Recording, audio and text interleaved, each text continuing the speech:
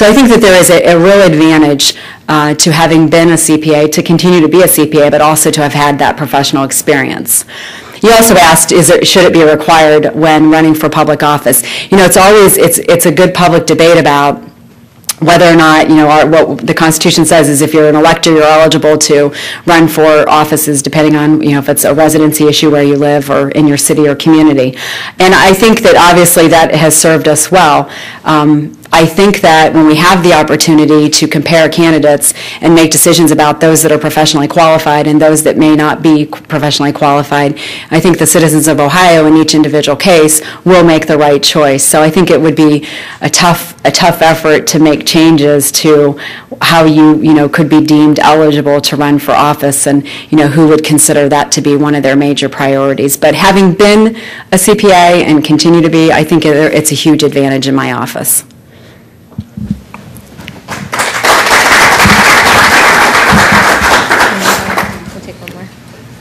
Last question. Can you tell me, in your most recent audits that you've done of the Cuyahoga County offices, have you found any irregularities? Our most recent audits of we audit, as you know, every single county. Let's see if I have the details on. We've audited the Cuyahoga County, I don't have the exact date that we just finished the last audit. The issue that we're facing today, if we find financial irregularities, we report on them. We will issue a finding for recovery, or we will make what we call a management letter comment to make recommendations on how they can improve operations, or in fact, if they're not complying with certain legal requirements.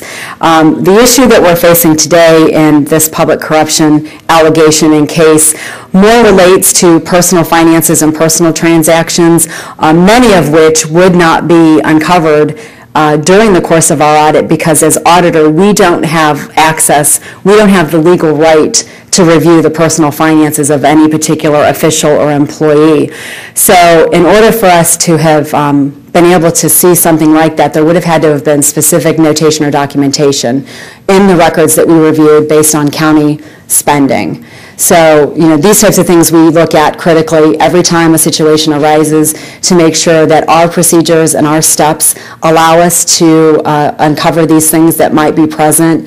But in this particular case, because many of the allegations are campaign finance related and many of the allegations are personal finance transaction related, those types of items would not fall under the authority of the Auditor of State's office.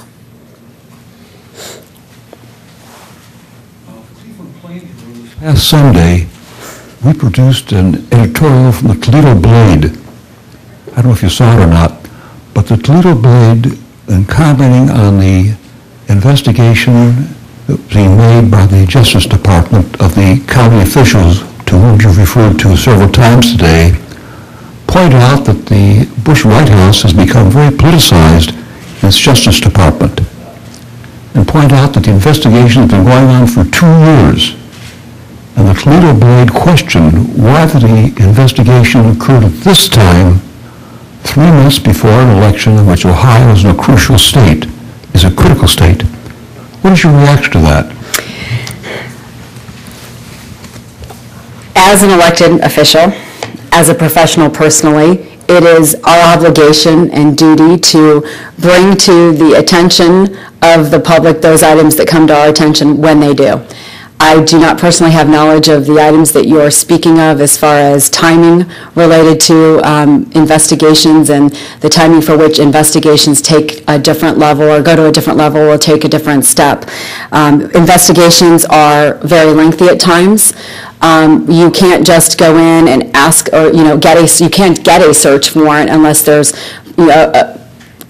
documented reason in order to say, look, we need to seize all of these records. I cannot comment on what the federal authorities have done related to that investigation, but in our office, for example, I can tell you there's been an allegation of theft in a sheriff's office, not in Northeast Ohio, that has been alleged for years by the local, it was a local police office where allegations of theft have been waged by the local county sheriff's office. And because the county sheriff's office could not prove that there was any theft or couldn't prove enough that there was theft, they couldn't get a subpoena to access the records to do the appropriate investigation.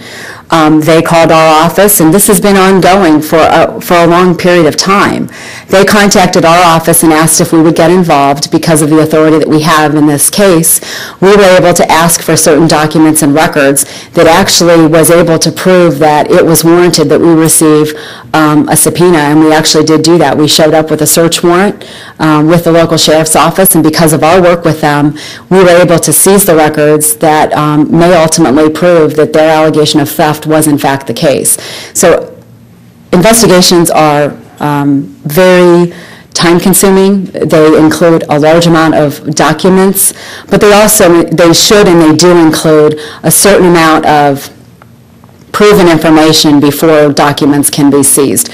So I don't want, and nor could I, speak specifically to the timing related to that particular situation or the situation here in Cuyahoga County, but I can just tell you that's one example that is ongoing in the Auditor of State's office.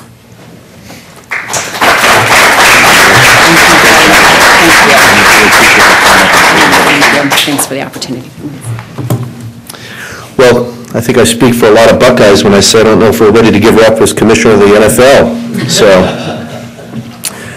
today at the City Club of Cleveland Forum, we have been listening to Mary Taylor, Auditor of State. Thank you, Ms. Taylor. Thank you, ladies and gentlemen. This forum is now adjourned.